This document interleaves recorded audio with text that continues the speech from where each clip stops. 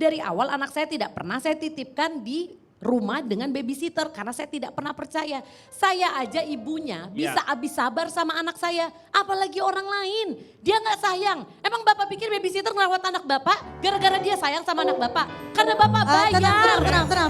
Coba kalau Bapak nggak bayar. Tenang Bu. Logikanya kan seperti itu. Kalau daycare itu walaupun mungkin ada penyiksa, ya itu tetap Kasus mungkin lah, ada kasus kasus ya. yang seperti itu. Cuman karena gimana pun juga itu public area, potensi untuk terjadinya, Bapak jangan liatin saya terus ah. Oke, bisa tenang Bu Cipan, boleh diminum dulu. Saya dari kelompok Neni Cepat Tanggap yang ibu-ibu suka atau disingkat dengan kentang busuk. Oke, iya. Oke, jadi sudah jelas kalau saya memang saya menyadari bahwa sebagai seorang ibu pasti akan sangat khawatir ketika kita menitipkan anak kepada siapapun loh. Iya, betul. Ya. Tapi kalau dibandingin dengan daycare pasti saya akan memilih babysitter. Kenapa? Alasan yang tadi ibu sebutkan semuanya itu bisa dibantah asalkan kita sebagai seorang ibu dan juga orang tua, partner sebagai suami istri itu pintar memilih bagaimana sih karakter suster yang kita inginkan. Iya. Oke, jadi semua itu kembali kepada personality, bukan kepada daycare. Karena daycare pun manusia loh. Ya. Betul. Isinya adalah kumpulan babysitter yang mana yang menghandle dalam daycare itu adalah satu babysitter menghandle 2 atau 3 Tiga anak. anak. Cuman bedanya daycare itu lebih terkonsep. Mereka punya supervisi langsung, mereka punya atasan yang bisa melihat bagaimana si babysitter itu memperlakukan anak-anaknya. Justru itu adalah kelemahan. Tapi ketika kita punya babysitter, supervisor di tangan kita. Ketika bekerja itulah tujuannya kita punya teknologi. Tujuannya ada CCTV, ada handphone, ada Skype, ada segala macam yang kita bisa berinteraksi Bisa kontrol. langsung. Kang Denny, Kontrol. daycare itu lebih terjamin Pak Denny. Kalau saya kan lebih pro ke daycare. Nah, anak saya tiga saya titipkan Pak Denny, itu semua terjamin, sekolahnya terjamin, uang jajannya terjamin, Lo bajunya terjamin. dititip di mana? Ke siapa? Yang pertama saya titipkan ke mertua, yang kedua ke abang saya, yang ketiga ke Itu adik. bukan daycare Orang tua namanya kurang. Pak. Itu namanya orang tua yang no care. Itu nggak care namanya. Oker. Saya punya alasan kuat. Karena anak itu adalah titipan Tuhan, makanya saya titipkan. Oh Bapak. ini jatuhnya bokap kere nih kalau kayak gini. Iya. Jatuhnya apa? Kalau nggak mau mendidik sendiri, membiayai sendiri, menitipkan ke orang lain ini jatuhnya bokap kere. Bokap kere. Soal begini, Malah yang pertama dititipkan ke Pak, mertua ibunya. Dia Oh, ini manggilnya- bokap kere Pak. kenapa saya titipkan anak-anak saya ke mertua, ke abang saya, ke adik Kenapa? saya? Karena saya trauma dengan pengalaman yang dialami oleh tetangga saya Pak Denny. Tetangga bapak. Anaknya itu dititipkan Pak Denny ke, Panti asuhan. enggak bukan ke orang lain. Panti pijat. Di panti Enggak pijat. panti pijat, Yang kali. barangan Nah, anak siapa itu. tahu ada tetangga. Siapa tahu nggak ada tahu-tahuan. Ya, iya, Ya, kadang. lihat dulu dong, masa panti pijat anak masih Iya, iya. kecil begitu. Iya. Trauma Pak Denny. Ya, Pak Johan itu namanya. Pak Johan, bapak titipkan anak bapak ke Pak Johan. Enggak. Gimana sih? Tetangga saya itu Pak Pak Johan. Johan menitipkan anaknya ke bapak. Enggak. Si Pak Johan, Pak Johan, nah menitipkan anaknya itu ke orang lain. ke orang lain itu siapa? Kan banyak Pak. Siapanya? Ya, orang kaya lah. Orang kaya. Pak Erik namanya. Oh Pak Erik. Iya, salah satu orang terkaya di kampung situ. Pak Erik. Ada 3 Pak Denny anaknya itu. Anaknya Pak Johan itu. Pak Johan itu. Si Yang Budi, pertama, si Budi. Budi, Iwan, Mawati. Mawati. Nah, Ya. dititipkan ke Pak Erik satu, si Iwan.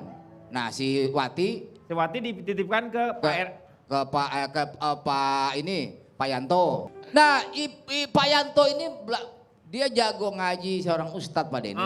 Alhamdulillah anaknya Pak Johan itu setelah dititipkan pintar mengaji Pak Denny.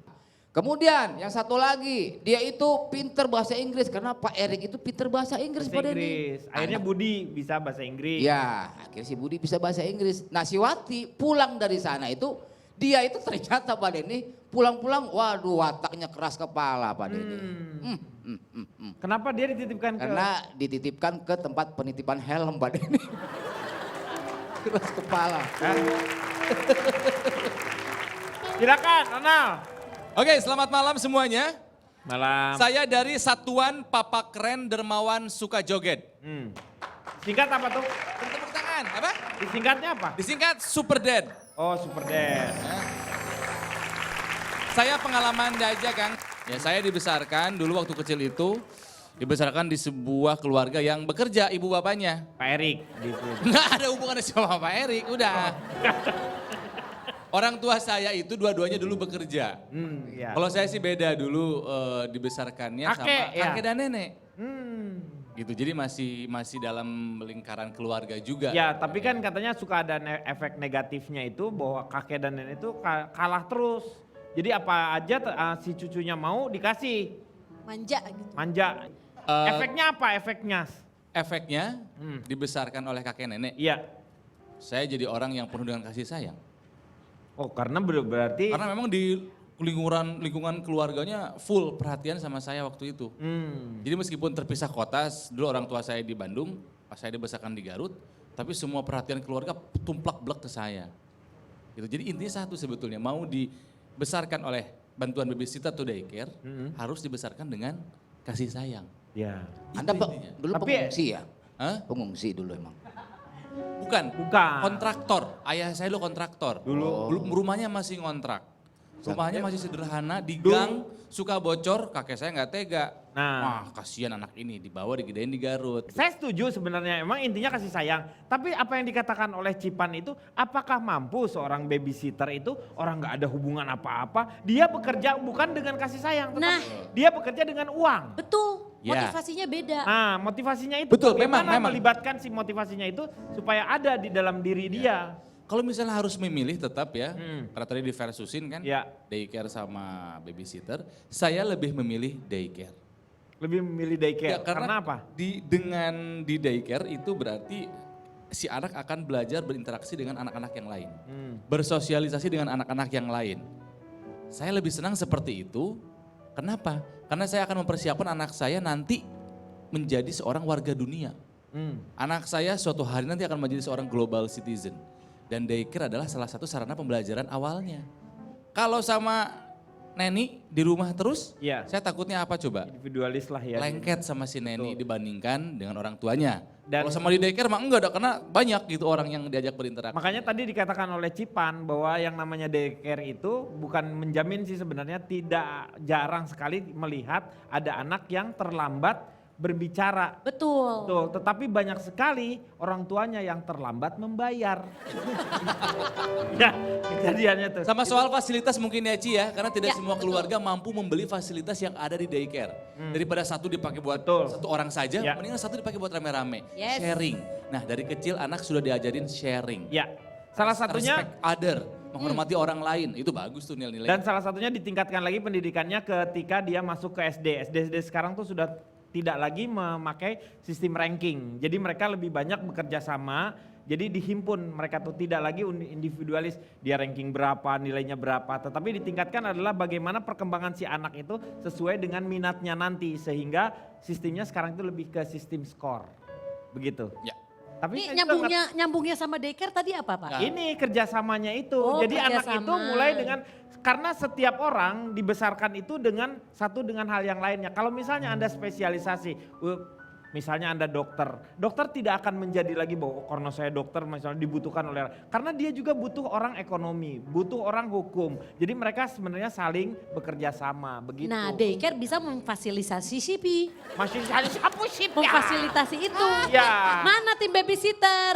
Begitu diomongin Nanti langsung. setelah yang ini, setelah yang ini. Saya mau nanti. Silakan lanjutkan setelah yang satu ini.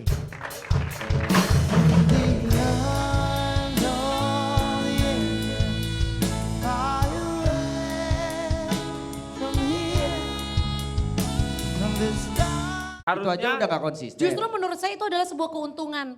Kerap kali orang tua yang memiliki babysitter membuat orang tuanya terlena.